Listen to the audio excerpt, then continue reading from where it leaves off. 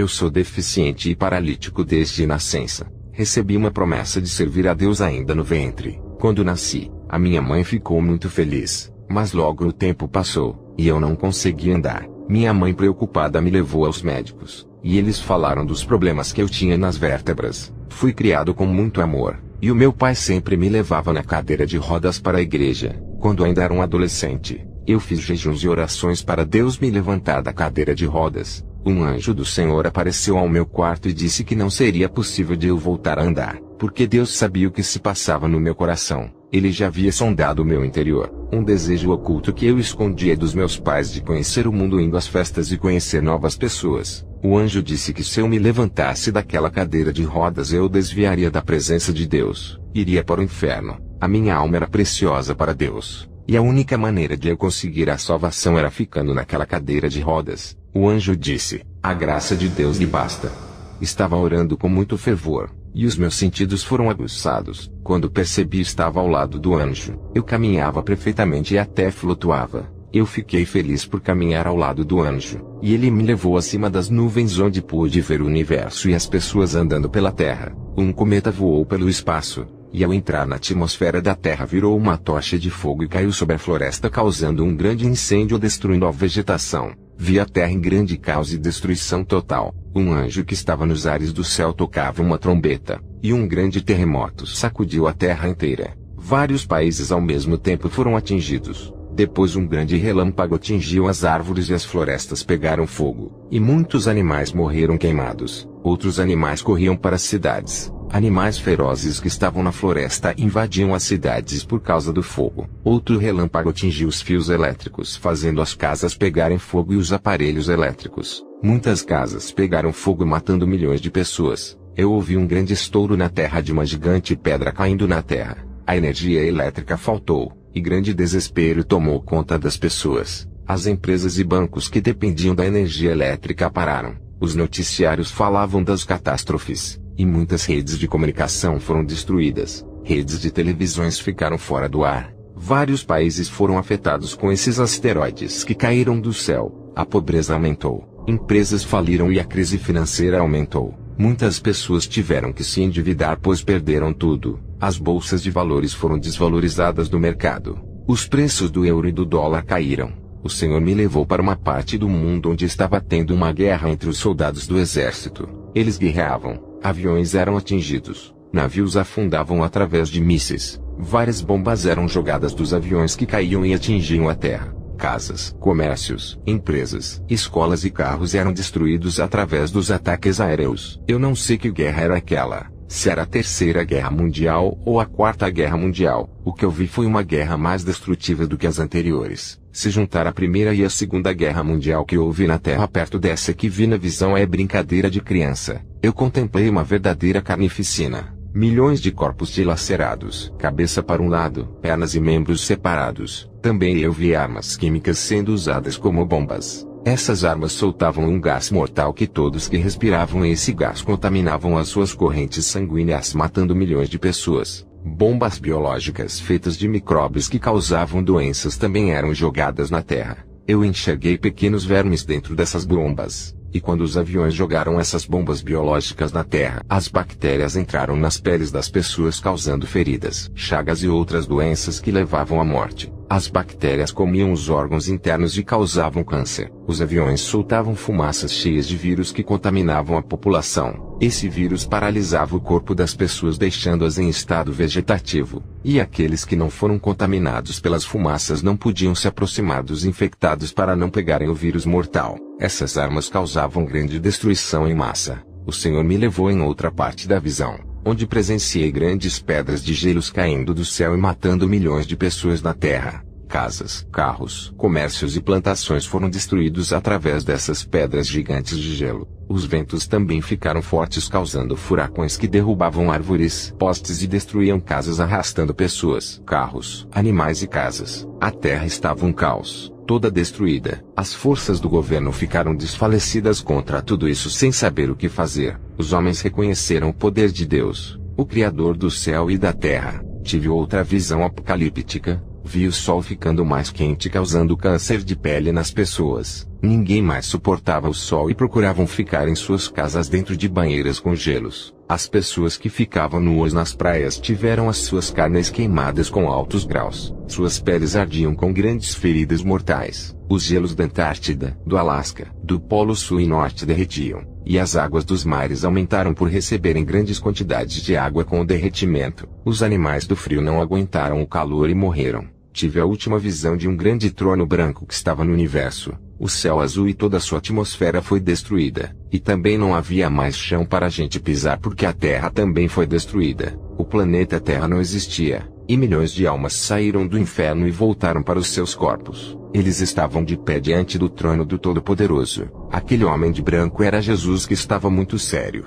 Um anjo que estava ao seu lado abriu o livro das obras de todos os pecados dessas pessoas. Tudo estava registrado, e não havia como mentir no julgamento. E todos daquela fila foram condenados. Os seus pecados foram expostos em uma tela para eles verem com os seus próprios olhos as suas maldades. Pessoas desde o tempo de Adão até aquele tempo futuro, todos que estavam ali saíram de suas prisões no inferno para receberem as suas sentenças e o castigo eterno. O juízo foi justo com retidão. Todos reconheceram que eram dignos do lago de fogo, e se dobraram diante daquele que reina com justiça. Eles não eram mais espíritos, e estavam com os seus corpos carnais por terem sido ressuscitados. Os anjos lançaram todos os milhões de pessoas no lago de fogo ardente, e os gritos foram terríveis. Depois dessa última visão, o meu espírito retornou à terra. Fiquei perplexo, e passei dias sem dormir, até que o Espírito Santo me tranquilizou. Eu falo para a humanidade que vive no pecado. O futuro é esse para aqueles que não querem ser salvos desses grandes dias. Jesus é o remédio para você que ainda não encontrou a salvação. Ele quer curar a sua alma, as suas emoções e o seu corpo doente. Ele é o remédio para o seu pecado, e expulsará todo o mal da sua vida e aliviará as dores. Deixa Jesus resolver os seus problemas. Ele supre os oprimidos e auxilia os pobres. Ele é a solução dos doentes, necessitados e cativos, e envia os recursos do céu quando faltar na terra. Quem tem o coração disposto já aceitou esse remédio que será suficiente para a sua vida. Quem rejeitar esse remédio, as suas enfermidades nunca passarão, e as suas feridas não sararão. Aonde não tem esse remédio para a salvação tem doenças da alma e morte. Os que zombam desse testemunho, para esses não há remédio. Rejeitam a obra da salvação que é oferecida de graça e não querem se entregar. O Senhor Deus me levou para o futuro. A tecnologia estava bem moderna. Comecei a ouvir barulho de bombas e via grandes explosões, aviões bombardeando lugares e causando grande destruição, milhões de corpos mutilados, pedaços de carne humana por todos os lados. Caixões parecendo grandes caixas estavam disponíveis para colocar milhões de pedaços de corpos dentro. Estava havendo uma guerra entre os países. A profecia do Cavaleiro Vermelho se cumpriu. Editoras evangélicas deixaram de produzir as Bíblias por ordem do governo do Anticristo. Um homem elegante surgiu no mundo e era o centro das atenções. A sua aparência exterior era de um homem formoso, mas a sua alma interior era de um monstro com dentes de leão e garras afiadas. O seu espírito era de fera, e o seu interior tinha profunda escuridão, e dentro do seu peito não havia coração, e sim um vácuo. Esse homem foi convocado para trazer ordem e progresso ao mundo. Um novo líder de prestígio surgiu apoiado pela ONU. Todos os governantes, padres, cristãos e o Papa o viam como um gênio. Depois o Senhor me levou no meio de uma grande guerra. As plantações de alimentos como arroz, feijão, legumes e frutas foram destruídos pelas bombas. Toda a agricultura foi danificada, o que causou a fome, deixando milhões de famílias na miséria. A fome aumentou, as indústrias e comércios faliram. Poucos alimentos não eram o suficiente para a população mundial, o que resultou em milhões de mortes por desnutrição. O Cavaleiro Negro do Apocalipse se cumpria plenamente. Por ter poucos alimentos, os preços aumentaram ao ponto de o arroz custar 100 vezes mais o valor do seu preço. Os pobres não tinham dinheiro suficiente para comprarem comida. Somente os ricos que tinham dinheiro. Mas os preços começaram a disparar ao ponto que o dinheiro perdeu o seu valor, e a marca da besta passou a ser obrigatória para substituir o dinheiro impresso em papel. O dinheiro era virtual, mas somente quem tinha marca obtinha esse dinheiro. Quem não tinha marca não podia comer e nem beber. Mas os justos viviam pela fé, pois não só de pão viverá o homem, e sim da palavra que sai da boca de Deus. As redes de telecomunicações foram destruídas, e poucos eram os canais disponíveis. Rodovias, ferrovias e os meios de transportes foram destruídos por causa da guerra. As cidades do mundo inteiro tinham um sistema de câmeras para vigiarem o mundo. Até nas florestas tinham câmeras que vigiavam as pessoas para não fugirem da ditadura do anticristo. Doenças foram criadas nos laboratórios e espalhadas na terra através das vacinas. Milhões de pessoas morreram através de novas doenças que não tinham cura. O tormento do inferno estava na terra. Havia grande sofrimento. O cavaleiro amarelo do Apocalipse se cumpriu com todas as pestes trazidas para a terra. Todas as religiões que não adorassem ao anticristo eram aniquiladas. Todas as religiões mundiais se uniram para adorarem um único homem. Um profeta com vestes introduziu essa adoração para esse homem, oficializando como a única religião. A religião verdadeira era adorar aquele líder governante como um deus. Esse profeta usava uma veste e parecia um padre. O verdadeiro evangelho foi abandonado, e o mundo era atormentado pelas trevas. Leis diabólicas foram aprovadas pelo Congresso do Governo Mundial. Essas leis aprovaram a pena de morte para os cristãos e judeus. Quem não apoiasse as leis desse novo governante tinha os seus bens confiscados e a família destruída. Quem não obedecesse às leis eram mortos. As constituições federais e as leis judiciárias eram a favor dele. O número de estupros, suicídios, assassinatos e roubos aumentaram contra os que se rebelaram contra a autoridade dele. Clones de pessoas andavam no meio das ruas, mas não eram gentes. Eram robôs com peles humanas parecendo com uma pele bem real. Eu não sei explicar. Eram ciborgues de última geração que foram criados para trabalharem nas empresas substituindo homens e mulheres. Eles trabalhavam de graça e o dia todo sem parar. Isso aumentava os lucros. Os governantes de cada país estavam possuídos. Eu via seus corações sombrios. O mundo estava em um caos. Morte em grande escala e muita confusão. Os cristãos escondidos falavam da mensagem do reino de Deus que já estava perto. Os povos estavam tão ligados com os bens da terra que ignoravam aquela mensagem.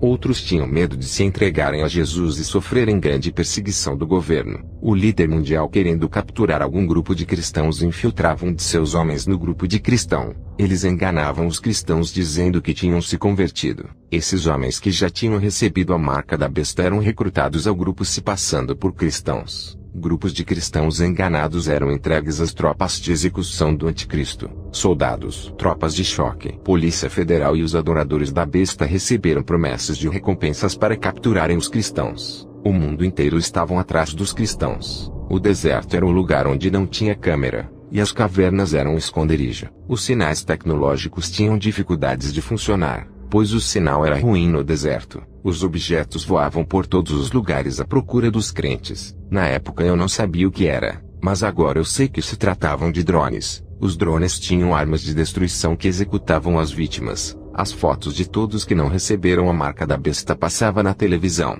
O jornal tratava como criminosos e transgressores da lei, oferecendo recompensas às pessoas que conseguissem encontrar o grupo de cristãos. Os cartazes dos cristãos estavam pregados por todos os lugares das ruas, e escritos "Procura-se". Os seus rostos estavam nos jornais das bancas e eram chamados de rebeldes. Os cristãos que estavam escondidos não podiam levar nenhuma tecnologia com eles, nem mesmo relógios para não serem rastreados. Toda a tecnologia tinha microchips rastreadores. Os cristãos não podiam confiar em suas famílias que foram marcadas com o sinal da besta. Os cristãos não podiam acreditar nas suas esposas que foram compradas com uma mansão e grandes quantidades de bens. Os cristãos tinham que fugir com as roupas do corpo sem levar nada, igual ao povo de Israel quando saiu do Egito. Tudo que era dos cristãos ou dos judeus cristãos eram confiscados pelo governo. Não adiantava trabalhar para comprar em casa. Quem tinha a marca tinha tudo. Quem não tinha marca não tinha nada e perdia tudo. Em um mundo destruído pela guerra e pelo cataclismo,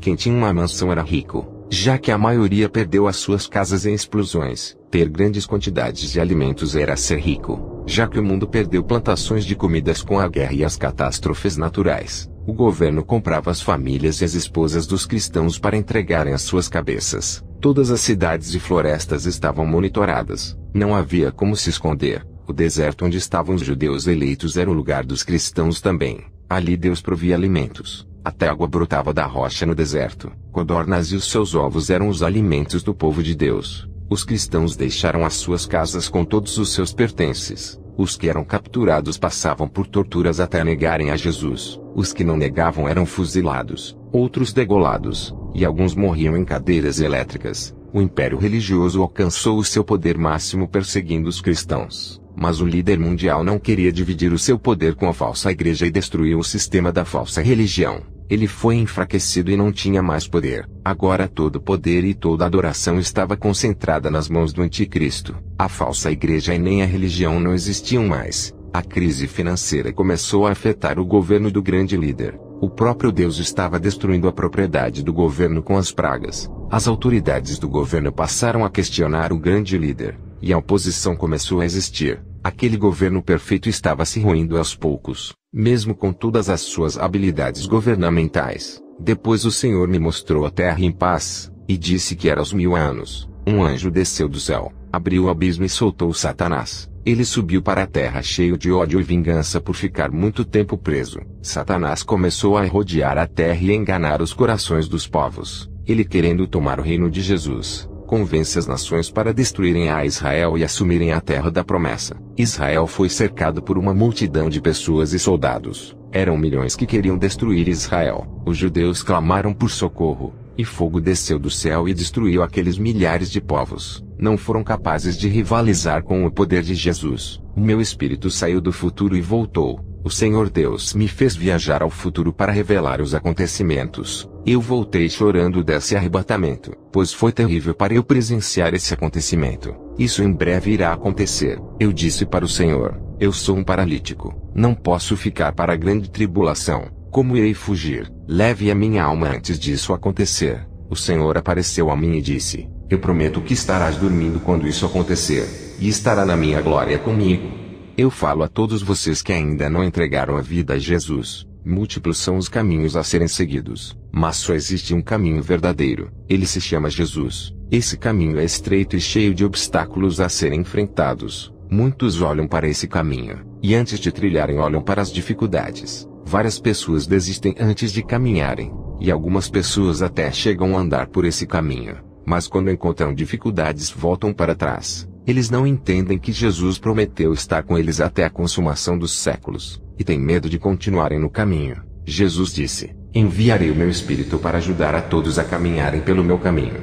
Se você tem o Espírito Santo porque tem medo de prosseguir, o que está faltando em muitos crentes é coragem. E para ter coragem é preciso confiar naquele que tudo pode. Se não crer naquele que é maior do que qualquer problema, fica difícil de trilhar pelo caminho espinhoso de Cristo. No final desse caminho existe uma porta do outro lado, ao qual ao entrar nela encontrará abundância, verdes pastos, rio de água cristalina, muro de esmeralda e jaspe, pedras preciosas, ruas de ouro, diamante e uma árvore de vida. Esse é o lugar de destino para aqueles que chegam ao final desse caminho. Há um galardão à sua espera. Grande é a vitória daqueles que conseguem chegar à linha de chegada. Esses são os campeões que foram até o fim. Ali eu vou poder andar e ter os movimentos que faltam nas minhas pernas. Eu queria poder pular na presença de Deus e ir a lugares que não posso ir. E você, o que tem feito com as suas pernas? Tem ido a lugares onde Jesus mandou, ou tem ido a lugares impróprios para os cristãos? O caminho da salvação é estreito e cheio de barreiras. Mas quando chegar ao fim desse caminho há uma terra imensa e espaçosa pronta para lhe receber.